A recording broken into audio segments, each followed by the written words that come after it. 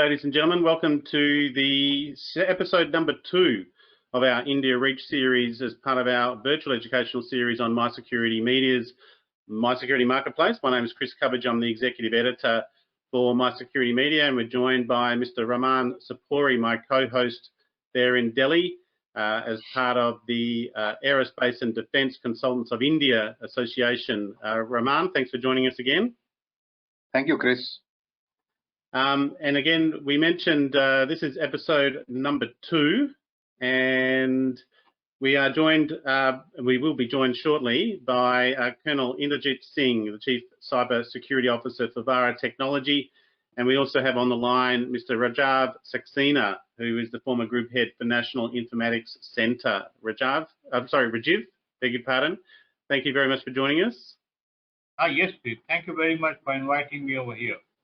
Very good. And we're going to be looking at the India's IT channel insights and also cybersecurity spending forecasts and a general conversation. So the format for this particular session is around about half an hour to 40 minutes.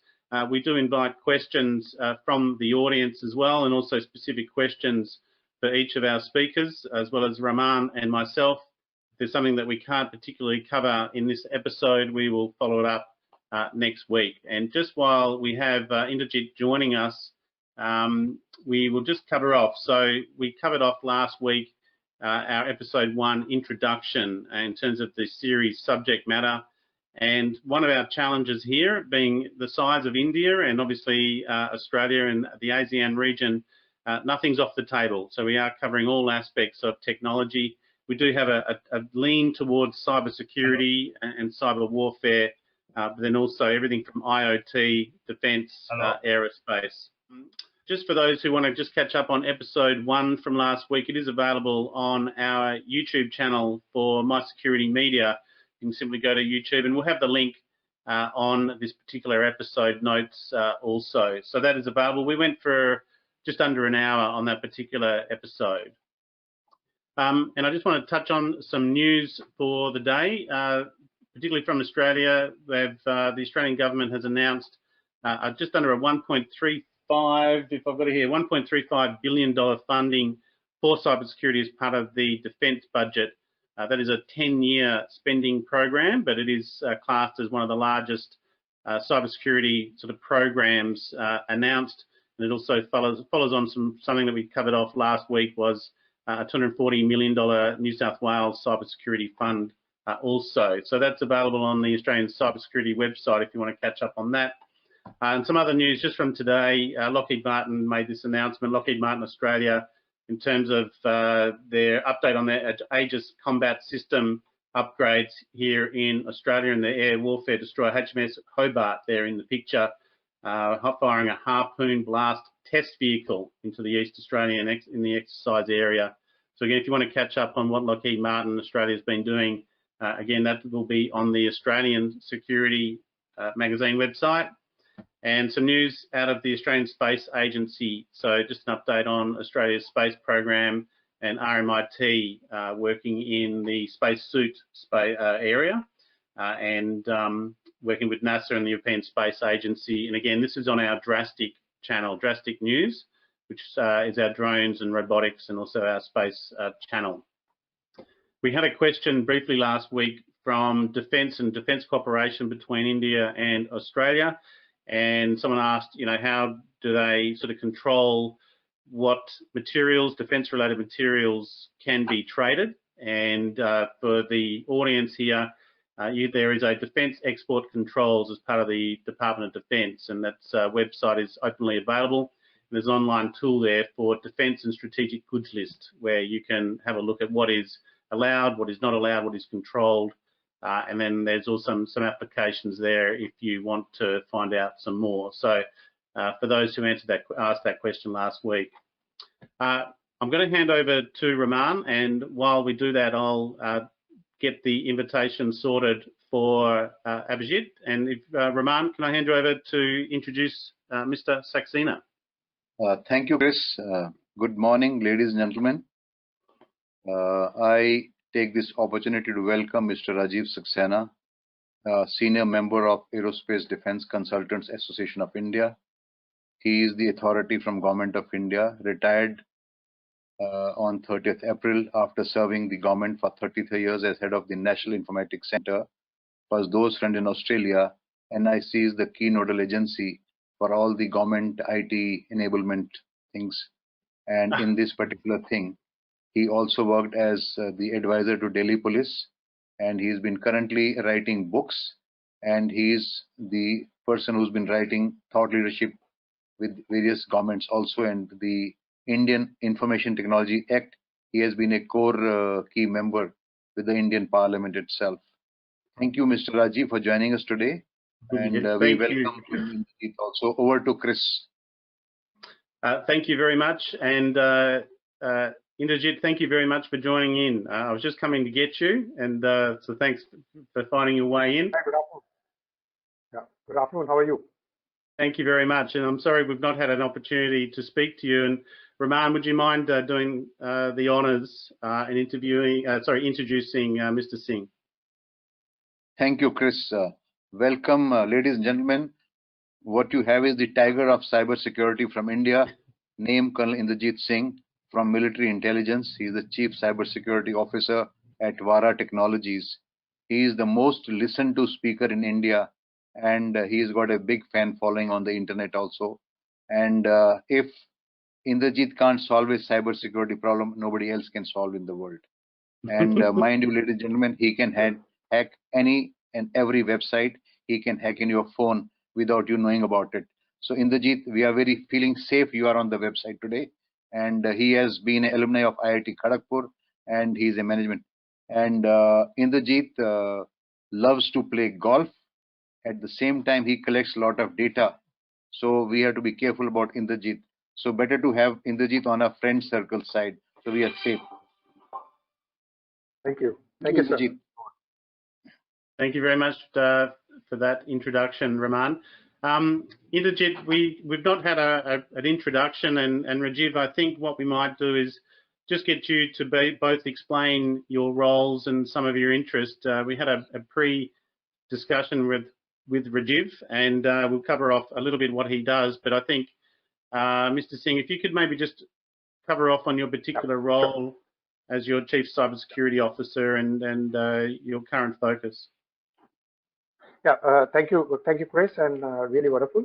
So just to give you a perspective of what I'm trying to do and what are my focus area, and what Raman sir has brought in, that I've been in the cyberspace for quite some time and handling the cyber warfare and this terrorism. So those are the areas which I've been working for quite a number of years now. And having said so, my focus is presently on the OT security, which I'm trying to work to secure all the critical information infrastructure in the country. That's one area which I'm very interested in. Second area, which is the threat intelligence, because there's so many hack attacks which are happening in India right now, and all the AVT players all across the world who are there, they're finding India a hunting ground. The last couple of weeks now, especially after the COVID. So threat intelligence is another area to gather the threat intelligence. What are they targeting at? What are the infrastructure, what they're trying to get into? What are the phishing attacks, what they're trying to do it?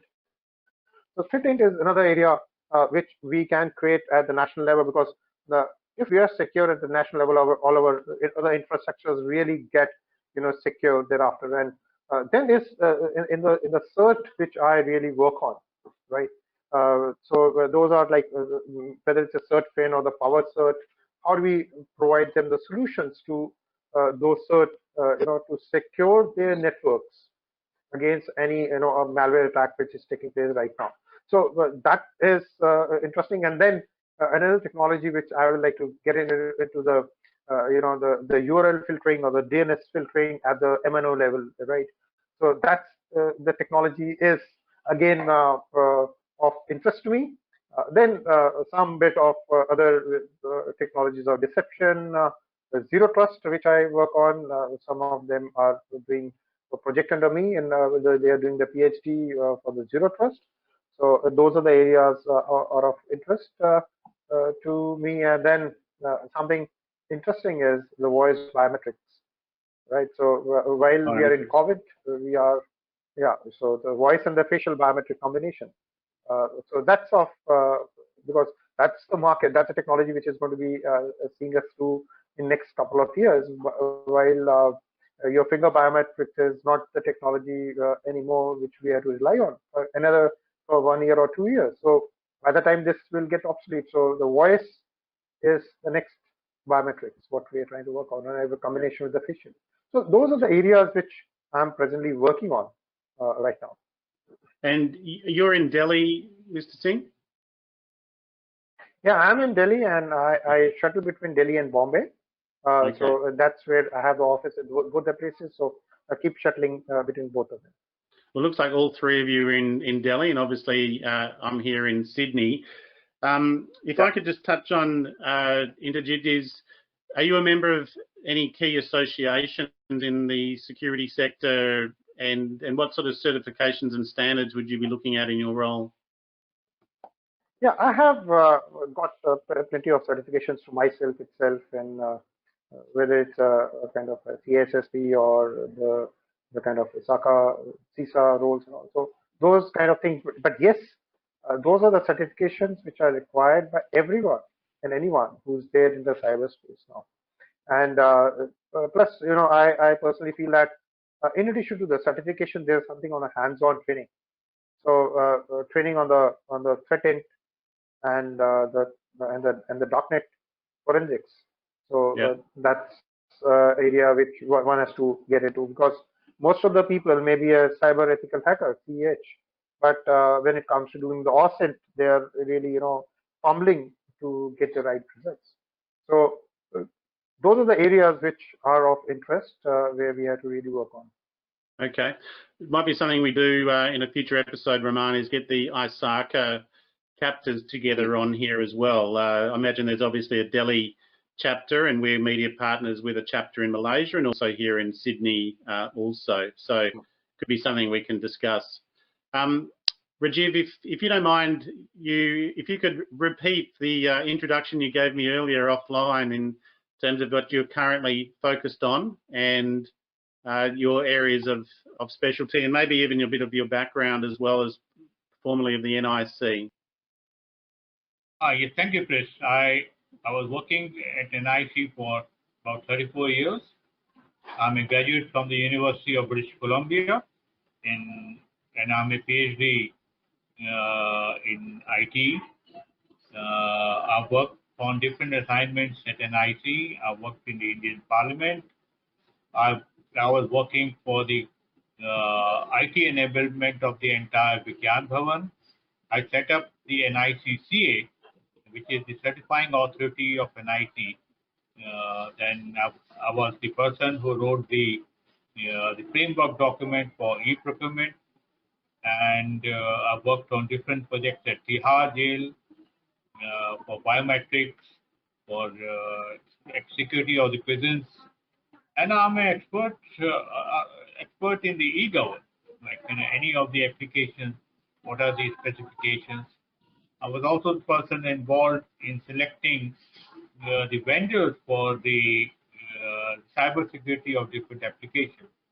I've created the data centers, and where I have written the policy framework that how and any website can be hosted on the servers. So I've worked on at that particular aspect also.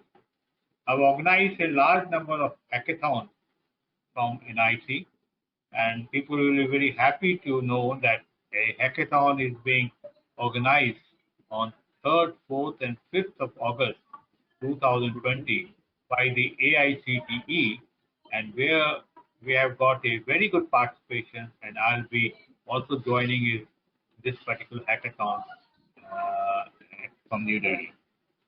Okay, very good. So that's something on the 4th and the 5th. That's a hackathon. And is that, Raman, is that something that the ADCI is running, or is that, did I get that acronym wrong? No, see, each member is part of many such activities. Got it. But as a broad framework, cyber security is one of our key focus areas. So when it comes to ethical hacking, that becomes a subset of the cyber security framework itself. Great. Thank you. Yeah. Rajiv, if you can send me the details for that, we'll have the details of that event on. If that's in August, we'll be able to cover that and we'll get some information on for next week as well. Like I'll collect that information, and since I have that email with me, I'll send you the details, entire details to you, Yep. so that it can be publicized over there. What Great. happens, we have a large amount of schools and colleges and universities and a lot of engineering colleges. So what happens that we raise the problem, send it to the different institutes, and they come to a common ground and or a common place, and where they are creating the apps for a period of 3 days, and we are giving them a very big amount of cash award. So it's sort of a motivation for that. And the problems are the real life problems, which the different ministries of the government of India are having problems with. What happens is the NIC has its own data centers. There are about 4 or 5 different data centers, which is the national data centers, and there are data centers which are available within the state also. So the policy framework is that each and every website has to be security audited, and unless or until it has been security audited, it will not be hosted on the NIC website. On top of that, important databases where the data is stored and where you do the searches, you have to get a GCM certificate. And this particular certificate is used to have a HTTPS environment so that the data can be encrypted while transferring over there. Nowadays, government is very keen that since NIC is no more a certifying authority, so we are trying to promote, or the government is trying to promote, a e-sign culture, where each time you do a transaction, you get a digital certificate in a real time. Use that particular e-sign framework, and and complete your transaction. So government wants to make it about each e-sign digital certificate for as low as about 30 rupees to 40 rupees, and it can be used over there. So I'll do that. What I'll do that I'll collect the information and send it to you in a day or two, and so that you can publicize it. Very, very good. Thank you very much. Colonel Singh, is any updates on that in terms of ring true with you in terms of what you hear in the market with that sort of something like e-sign? So e-sign is definitely, is the next level of the security what we are, and most of the, enterprises are looking in for the e-sign solutions which are there. They want to get into that, and it will be a very good market for India as a whole to work on. Okay. Just on a couple of the audiences, we've got couple just having some webcam issues. Sometimes if you just log out and log back in, that can be rectified for you. But otherwise, everyone else looks like they're getting a good stream, so that's fine. Look, we might move on in terms of our format. If anyone's got any specific questions, please, you can raise your hand or ask a question.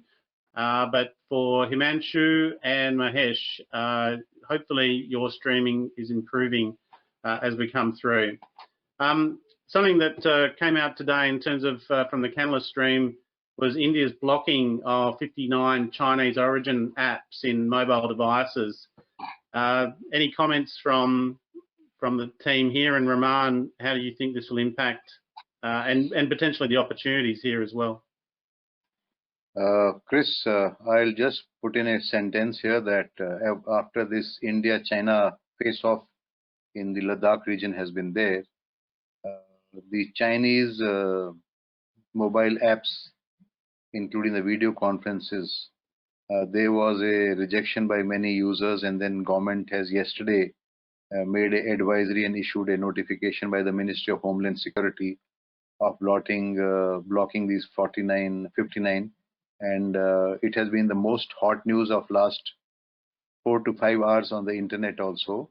The Global Counter-Terrorism Council, GTCC, has also appreciated this. I wonder what the rest of the world is going to take this as a lead on, but I am seeing it as an opportunity for the Indo-Australian startup companies the space which is now vacated by the Chinese mobile apps can be now filled up by the companies by Indo-Australian ventures. So there is a huge market here, business as well as startups also. Some of the audience who are listening to this should be a music to them, because the space which is now vacated by the Chinese mobile apps can now be filled in by the Indian end. So I suggest that your Australian Minister, Mr. Rohit Manchanda, can start a, access to the Indian companies. We can set up the, networking with Indian companies who are willing to fill in that space. India is the market for software development. So any insight? Sorry, Raman. Any insight into the type of apps that have been blocked? Are these social media apps, or are they? The list is a huge list of 59. When starting with TikTok and then many other things. The list can be shared with the customers. So TikTok has been banned in India, has it? Yes, absolutely. Yeah, it is. Yeah, so TikTok is banned. There's a cam scanner, and other apps which were being used. Most of the makeup apps, games, right? Yep. So those are the ones which have got blocked, and I think it's very pertinent to block them because most of the apps were stealing their data and siphoning over the data to the servers in China. Okay, well, maybe we'll stay on Canalys for a second. We were going to have a Canalys analyst on just to talk about the IT channel sector in India, and Canalys came out with a report. So there's been a couple of analysts that we follow, Global Data and Canalys, on the Indian market. One of the reports is that the Indian sector, the IT sector, is going to take a significant hit and reduce over time the enterprise spending in IT as a result of COVID-19. But this is going to be something that we're seeing obviously around the world for enterprise budgets. But the top 8 vendors have been identified, and this was relative to cybersecurity. Obviously, Cisco is still leading there at 9.1%. This just for Q1, that's a $10 billion US sector in terms of leading cybersecurity vendors, all the way through down to Trend Micro and McAfee at 4% and 3.5% each. And then we have another report recently. I think this is in the same one, cybersecurity shipment breakdown for Q1 2020. Endpoint security is at the top there at 16.9% year-on-year growth, followed by network security. So that's a pretty big rise. Colonel Singh, what's your thoughts on endpoint security? It's obviously a key aspect of that's right. So what has happened is while we are in work from home environment, and most of the machines which are the laptops which are there, they didn't have the endpoint security at all, right? And because they were working in an environment, they were closed environment which was there, and it's left all the networks very vulnerable to data loss. So the endpoint security is increasing. Most of the companies are going in for DLP solutions. They're going in for the MDM to control the endpoint, and third one is a VPN. Okay, so the endpoint security market is actually growing right now because people are not going to be coming to the offices for a long time, and we are all going to be working from the home itself. So we need to secure the company data. We cannot ensure, we cannot, let the data go hayway. We also don't want people to connect to our network. So the endpoint security has become important. Second, the MDMs have become very important because most of the customers are using the BYOD, and most of the people in the company, so they can steal the data while uploading onto the different sites, or the different sites can actually steal the credentials of the company credentials altogether, because most of the browsers do have the capability of saving the passwords and the credentials.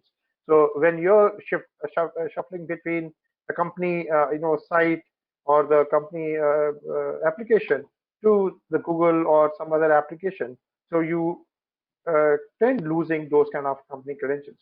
So this sector is quite hot right now, and we are seeing a lot of progress as regards the the funding or the buying is concerned in the end. Also touches on IoT I'd like to security, add, obviously. this, I'd like to add on that. Yep. I'd like to add on that. What is happening? Most of the executives who are working in the financial sector or in the IT sector have started working from home. So what companies have done, they have given them a pre-configured laptop with all VPN settings. What Colonel Inderjeet has said, and they are using when they are working on the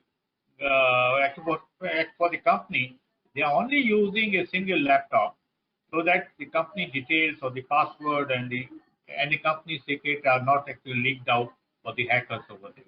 So I agree with Colonel Inderjeet that in a dedicated laptops have been sent to the kids' home, and they are using only and only the dedicated computers while using the working from home thing. And I'm pretty sure that this particular trend of having a two laptops, which means one dedicated for the company's work and other for the personal work, will be the norms for the future. Yep. It was something that we actually raised initially for PCs and mobiles in terms of the IT channel and the sudden change in PCs. At the moment, I can't even get a webcam. All the webcams in Australia seem to have disappeared. They're all sold out. So you can see that the hardware devices, IT devices, are in hot demand. I've got a question here in terms of, and I'll just raise it in terms of if someone wants to grab this question. Do we have information on how much military data was hacked in 2020 after COVID-19? What are the loopholes India needs to fix? Anyone want to have a no, I'll take this question. Yeah. So we didn't have any loss of military data per se till now because all our networks are air-gapped, and that's pretty secure, and so there's no intrusion. As regards the critical information which is there, the CII networks which have got hacked because of COVID or because of the China. We saw it on Sunday, last Sunday. There was a hack attack in J&K power grid. We saw it. We saw the National Highway Authorities of India getting ransomware last night. We saw the railway network signaling got hampered. There was a malware attack last week, and the APT36 has become pretty active in last couple of days. And we also find the panda. There's a Chinese panda which is there. Is very active. For the last couple of weeks now, after the post-COVID situation. I'd like to add on that. Recently, about 3 days back, a very leading broadband provider of the internet was out of work, and its services were not available for the general public for 8 hours. I don't want to name that company because of obvious security reasons, but yes, a large number of banks were attacked, but those attacks were repulsed. My actually previous friends in the CERT in says that on an average they are getting about 40,000 different attacks on Indian websites which are being monitored by CERT India. Thank you. Are you seeing, definitely something we've seen over the last few weeks, and in fact it's interesting since Australia signed the Defence Arrangement Agreement a few weeks ago, the Prime Minister, at a prime ministerial level, Australia's Prime Minister been sort of actively promoting cybersecurity announcements, and also declaring that there's been active attack scenarios being played out in Australia.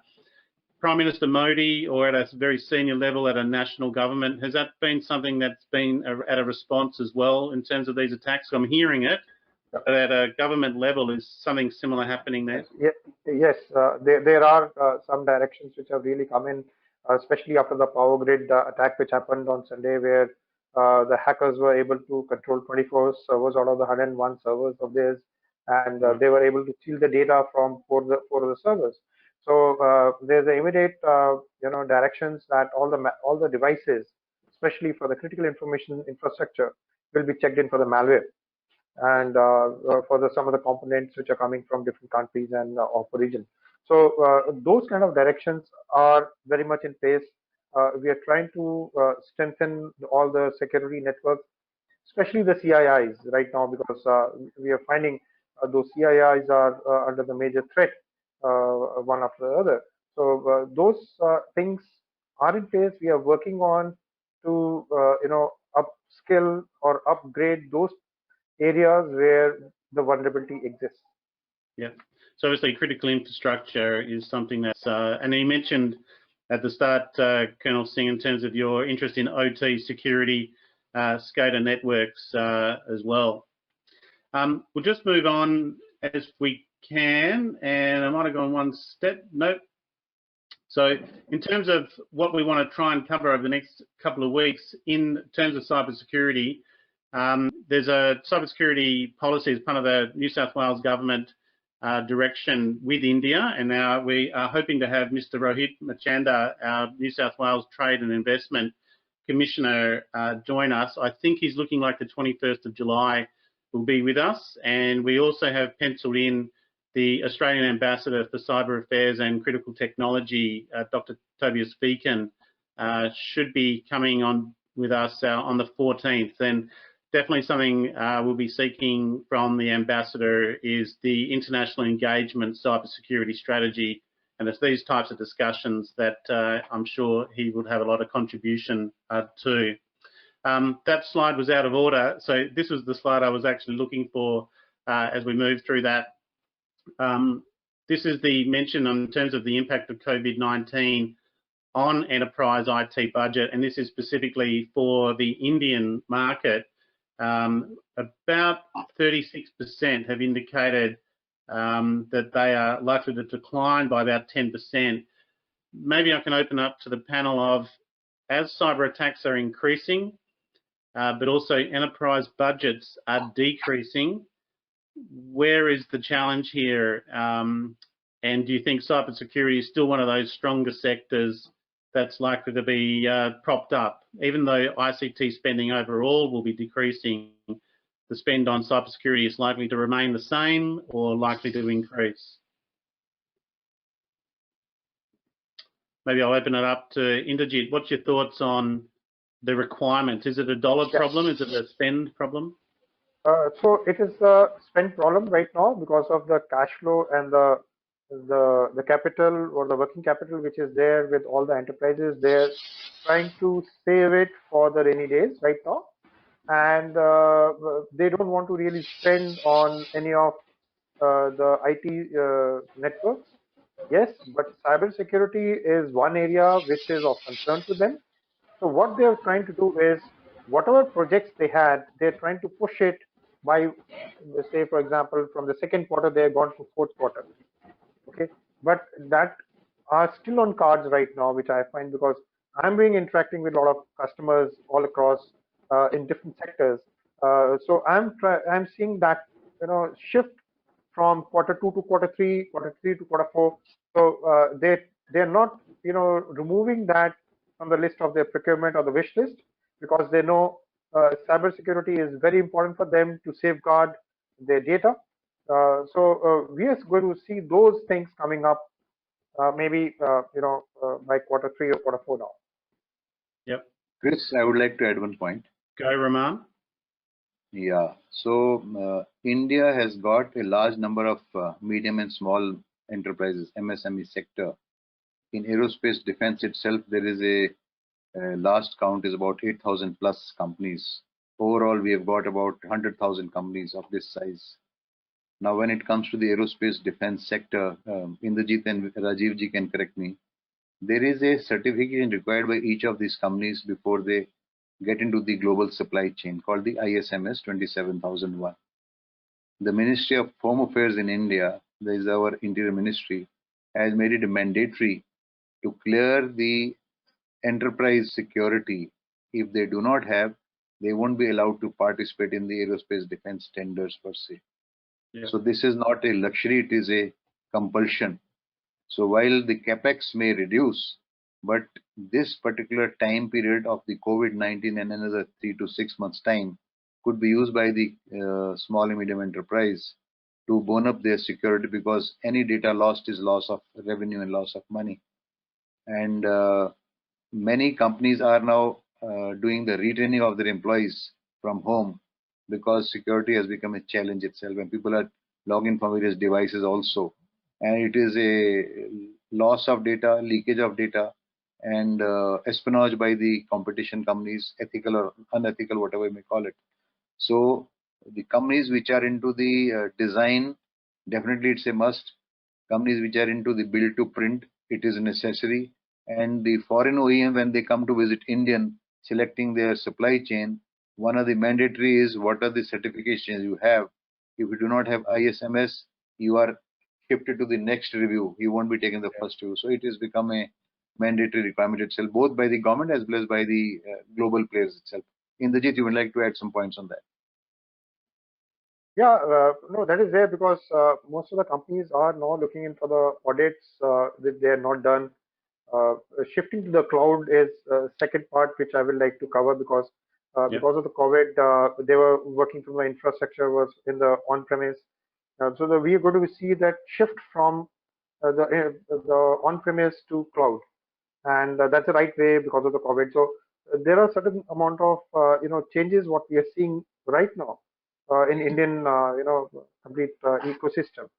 But cybersecurity, of course, is on the top. They are not trying to put off the cybersecurity procurements. The reasons are very much known because we are seeing so many attacks which are happening for the last couple of months now on different segments. So whether it's your personal email IDs, whether it's your critical infrastructure, whether it's your banks, so everything is under attack, and the magnitudes are different. So the losses are different. So we have to gear in and gear up for that kind of environment in total. You've just answered a question that someone raised here, is what sectors are most likely to get cyber attacked. I was going to just move that slightly. And when you mentioned movement to the cloud, is there any particular sectors that are fast moving? When we were in India last year, there was discussion around the cloud, but government also seems to be a little bit slow in their movement to cloud-based infrastructure. What's your comments on the cloud move? Yeah, so it's an interesting space right now, cloud. After the COVID, what was happening, the small and the medium enterprise, I'm not talking about the larger enterprise, the small and the medium enterprise companies which were there, they had, one or two IT guys handling their data center or a one-room data center kind of stuff. After the COVID hit, they're not able to manage that particular infrastructure at all because, the one chap, two chap, so that's a pretty difficulty. So moving to the cloud right now is most what we are seeing is by the SME, right? The MSMEs who are there, and there's a lot of influx on shifting to the cloud because it is taking away a lot of their problems of the data security, the data loss, the data privacy, and the maintenance of the infrastructure cost, which was pretty heavy. Like I told you that most of the companies are trying to reduce their operating cost and trying to realign to the costs which are coming up in the next future. So IT, while they're not going to buy the IT hardware, so they're trying to shift to the cloud to mitigate the rise in the costs which are there. They become agile. Yes. So that's the area which is quite interesting, and the cloud movement is we are seeing the movement in cloud deployment. Yeah. Where is I'd like to add on that. I'd like to add on that the number of the data centers which are being built into the nation has increased tremendously. There's a company called Tata Computers, and they are building a large number of data centers all over the country. So the cost of hosting the applications on the cloud has really increased. And the security features for the entry level that are being shared among all the participants. So I agree with Colonel Inderjeet. Many of these small companies are going in for the cloud framework, and so that they don't have to depend too much on security of the servers, because the servers have to be done 24 hours a day, and also the cost of operations of these companies will go down tremendously. My Who are you? another aspect is that each and every website are now getting security audited, and there's a organization called CERTIN, which is empaneling a large number of the companies from whom you can get the cyber security audit, and you can get a certificate from them, which will be used as a base value so that the website can be hosted onto the cloud. I was going to say, are you finding Indian military, Indian defence starting to certify cloud-based services? Is something we've seen in Australia with the Department of Defence and federal government, is Microsoft, AWS. Are you seeing something similar at a government level? There's a question here: is cloud safe for the military, and is India looking at it? I think private cloud, yeah. So the private cloud, even if the Indian Defence Forces go on, it's always going to be a private cloud. So we have a number of data centers where we, are able to host a lot of services for the defense forces. But definitely, it's going to be a cloud-based for the Indian Defence Forces. So, and that is going to be air-gapped. So there's no connectivity from outside altogether. That's already in the pipeline. It's working. Somewhat a bit of it has already been rolled out for different parts of the network. Okay, Rajiv? For example, at NIC, where I used to work, NIC and military has got a very good understanding, and we are hosting a large number of their applications onto our cloud. The government has set up a cloud called Meghdut, and where a large number of applications of the military, Navy, Air Force, and Army, those applications are hosted onto NIC server. Okay, I've got a very good. question to the panelists, Chris, if you may. Go, Raman. Both to Colonel Inderjeet and Mr. Rajiv Saxena. There's been a lot of talk going on of the South Block using .mil email. But any update you have, when will that happen? Because many of the people in South Block still use Gmail. Not everyone is using at nic.in, particularly after the Defense Communication Network. What is the holdup? Why .mil is not being used in India? I think let Colonel speak, and then I'll add on to that. Okay. No, it's already there. Those are there for the internal communication. They are already using it, and the holdup may be a personal level holdup, but otherwise, from the point of view of each appointment having his unique ID, they're already in place. The people are, working on the complete email system which is there inside, is working on those domains itself. Now, my question was, after the COVID-19 scenario, where the pre-bid meeting of the vendors is not able to take place face-to-face, lot of tender-related meetings are taking place online. So the people in the procurement agencies and the decision-making have to now interface with a large number of vendors and business enterprise from different parts of India and even outside India. So that becomes a challenge for security to conduct those video conferences and using those, sending those classified, not classified per se, but business classified documents through the internet, which was earlier not permitted to even to be handed over also. So there's a big challenge, and the security will be taking place. A big, thought and investment have to be done. Yeah. Mr. Rajiv, anything from your side? Yeah. What happens that NIC's mail server has been upgraded to a very large extent, and now NIC has given email to all the government officers. But what is happening that people still want to carry their old Gmail or Rediff or at Yahoo or even Outlook.in along with that. And my request to that, a new mission has to be taken that Army should use only NIC email. I'm not aware that whether .mil will be used by the army or not, because I'm not interacting that much on that.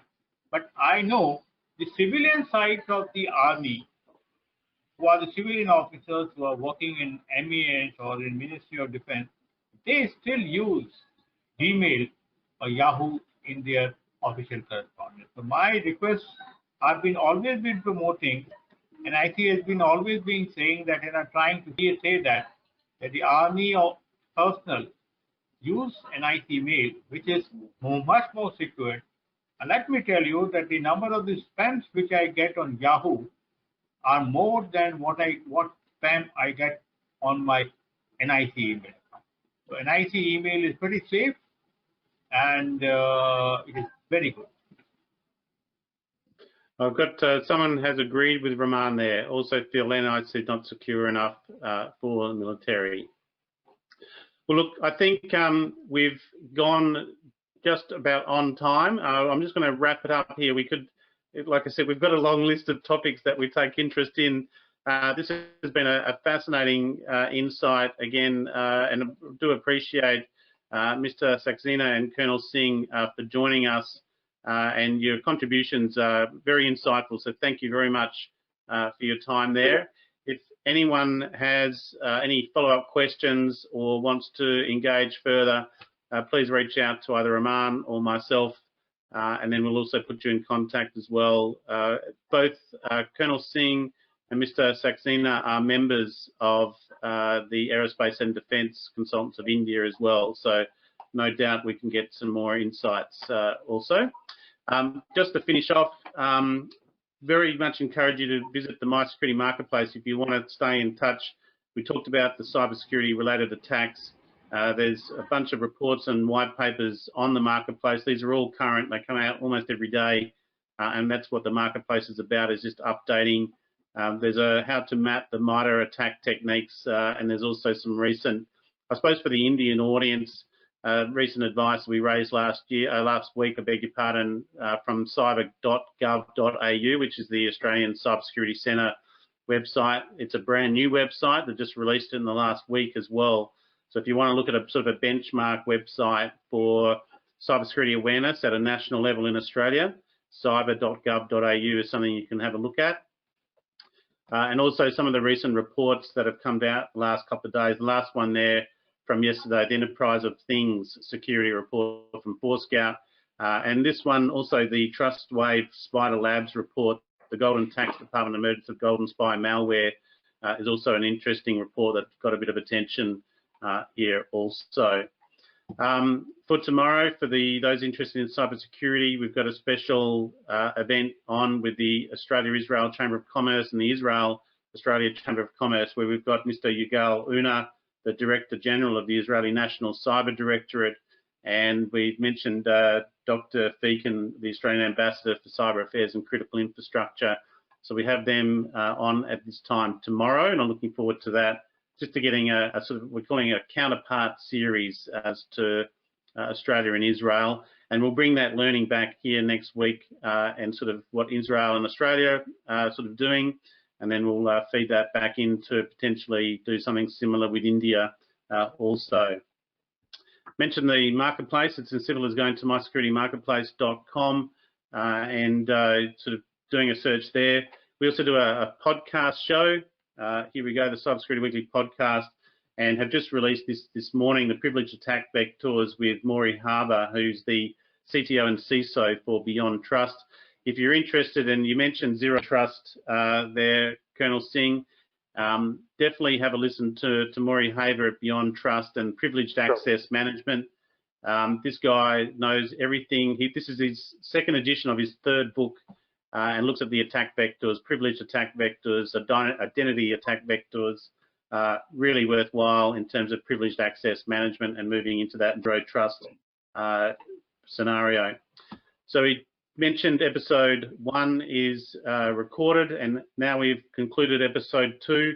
We're going to be continuing on this series week to week until the end of July, and potentially through to India's National Day in mid-August. We'll see how we go. Raman, and we can conclude it here. So Any closing comments, Raman? And like to thank our guests. Yes, based on the performance of our various fellows and contributors, including you taking a lead role to bring India, Australia together, every day, every week when we do this webinar, we submit a report to the Government of India. What are the takeaways? What are the challenges also? There is one pending point of last week of setting up a Indo-Australia joint cyber university. So this point I would like you to take up with Mr. Rohit Manchanda. From my side, my team consisting of Mr. Rajiv and Colonel Inderjeet would work out. The platform is ready. We know what we need. And this is a very big opportunity for the cyber companies also to set up a joint cyber university, set up the syllabi, certification, including the cyber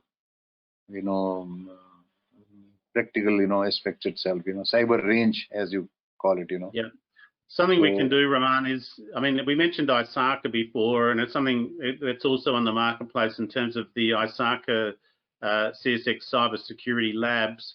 And we are also obviously in touch, in particular, I'm in touch with Edith Cowan University, and we were in India last year with Optus Macquarie Cybersecurity Hub, which reached out and funded us to come to India last year. So what I'll do is I will reach out to the Optus Macquarie Cybersecurity Hub and see what their interest in is coming on next week, if not the week after, and just discussing what they can do. And I've got no doubt we'll have Australian universities in India, and it's a matter of whether they're in Mumbai or Delhi or Bangalore, but we'll reach out locally here at an Australian university and just at least get a sense of what is already happening. I'd be surprised if something isn't already happening in that space, and we need to tap into that and see how we can assist and at least learn from what they're doing. So that's on our to-do list. I'd like to make a last comment, sir, if you allow me. Yes, Max. A long time back, when the e-commerce came, there was an earlier version called EDI, or Electronic Data Interchange. And there was a university in Australia called the Deakin's University. And Deakin's University had a collaboration with IGNOU, Indira Gandhi Open University. And Deakin University and IGNOU started a year-long EDI course, and which was very popular in India. And I used to teach EDI from the Indian side, and I don't remember the name of the professor. So India has a great regard for the Australian knowledge and a university setup. So that will be, I'll add to what Mr. Raman has said, that will be a great opportunity and a great learning exercise for all of us. What I've always wanted to do is I've just slipped that slide. So we're starting a Slack channel. I don't know if you're aware of Slack, but we use it as a team, and we're going to open up a Slack channel for the India series, and then we can start to share this related information on an ongoing remote chat, and we'll have the links for our upcoming episodes to this Slack channel, and it's something that we can start to use both as a team, but also to share this information, because obviously there's documents and videos and those types of things we can start to share. So if you use Slack, have a look out for the My Security Media India series, but again, we'll put the link out and a call. So just letting you know that Slack channel is coming. So I think, Raman, on that note, we will thank our special guests, Rajiv Saxena and Colonel Inderjeet Singh. Thank you so much for joining us this week. And Raman Sapuri, my co-host with the Aerospace and Defence Consultants of India. Thank you very much for joining us this week on the Virtual Educational Series. Chris, last point. Go. I just got a call from parents of one student. They want to know, can we get some counseling through the Chris Kabaj and Raman Sapuri's team? What kind of courses the students would like to do in the cybersecurity? They want a full-time graduation in cybersecurity. I was not aware of any university in India which is offering such a course. And the father of the child is a vice chancellor himself in a university. He says, my university doesn't offer So I said I'll check with Chris. So if you can tell us which are the universities in Australia offering such a course, we would like to have this counseling done to the students. They've been reaching out to us in large numbers. Okay, well, we'll create a list. In fact, what I'll do is next week I'll introduce a bunch of lists. There's pretty much most major universities now in Australia cover a cybersecurity course. Keep mentioning the New South Wales government and AusCyber have started through our TAFE. Our technical units have also started cybersecurity courses. But Edith Cowan University, I mentioned Macquarie University, Deakin, RMIT, most of them are covering cybersecurity and all the way through to PhDs and doctorates. The other thing to kind of get a sense of what open courses is that we have free training on the marketplace as well, ESET training and the ISACA related training, where you can just start to do small labs to get a sense of what cybersecurity is about before you go on and do a whole degree. But we'll cover that off next week, and we'll do a special section on universities and courses, I think. Cybersecurity education's been raised 2 weeks in a row now, so it's obviously going to be a key one that we follow through. Thank you, Chris. Thank you so much. On that note, we will close it off, and at just under 1 hour. Well done. Thank you very much, gents. Thank you. Enjoy your day in Delhi. Thank you. Thank you. Have a safe day. Bye-bye. Have a great day. Namaste. Bye-bye. Bye-bye. Okay. Bye-bye.